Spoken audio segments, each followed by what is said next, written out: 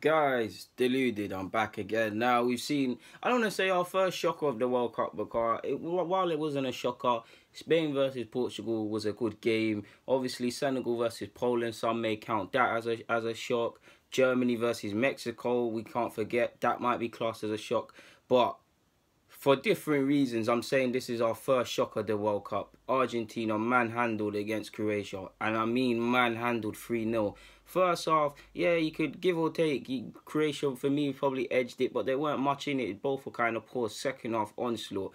And for a team, I know they ain't won a World Cup in a minute, definitely not in my lifetime. It's Argentina. They come from a rich footballing history. I mean, pedigree, Maradona, the tip of the iceberg. Insert any other Argentinian player. They've got Lionel Messi. They almost failed to struggle to qualify and struggled to get here. So you'd think they'd buck up their ideas. Master tactician at Seville and them things. Pauli, first and foremost, fraud. You're frauding right now. You're frauding. You're keeping. Again, I'm not saying play all your best players, because club form doesn't necessarily transmit into international form. But you're keeping better keepers than Willy Caballero on the bench. You're keeping Higuain on the bench. You're keeping Dybala on the bench.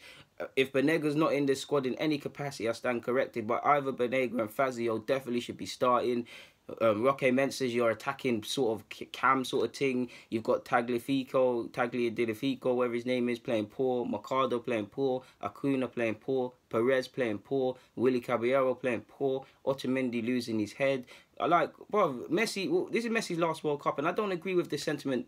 The first thing people are saying when Argentina messed up, how can Messi win the World Cup? They owe it to Messi. No, they owe it to the nation of people, the milkman and all them man there in Argentina that are watching this game, that have spent grands or whatever denomination of money them man there have to go and watch Russia. Is poor. First and foremost, 5-yard passes. How many times did them players fail to be able to pass 5-yard passes to themselves? It's poor for Argentina. A lot of them players should never play for the country, maybe even never play for a club again, car.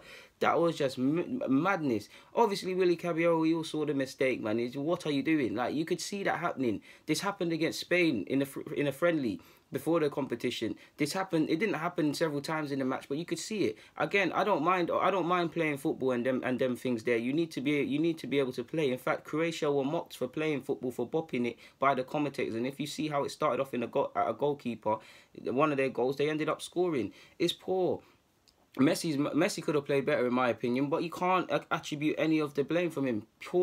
The concentration levels for the Argentinian players is poor. People weren't playing for themselves. They completely lost their heads at some point. The poor passing is what gets it for me.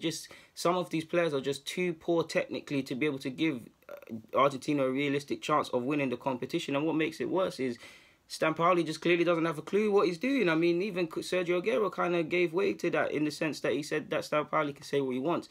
And he may be getting sacked during this competition, allegedly. I mean, that would be the weirdest one. We've had the manager sacked before the competition in Spain, and now this. Awful decision-making, man. It's just... On a plus note, Modric and Rakitic, especially Modric, were balling out. Even, what's his name, Vasalko, or whatever his name is, the fullback of Atletico Madrid, he put in a shift. But it's dreadful. And I don't care if Argentina win it or not. You guys know I want Neymar to win this World Cup if England can't do it. So, yeah, man, but it was disgraceful. It's disgraceful, and they're really in danger of not getting out the group. Of course, they still can. Iceland got to do a couple stuff, and I believe they got to play Nigeria or something. I can't remember what gone, people. But you get where I'm going. Like, it was poor to get battered 3-0. I've never seen Messi look so defeated. Like, normally he's angry with players' mistakes. He just looked defeated. Like, he looked resigned. Like, he knows like they have no chance with this side. That's how bad it looked. Some of these players, I dread to see. I don't advocate death calls to kill you and them things, and I hope that wasn't said to you, regardless of playing poor or not.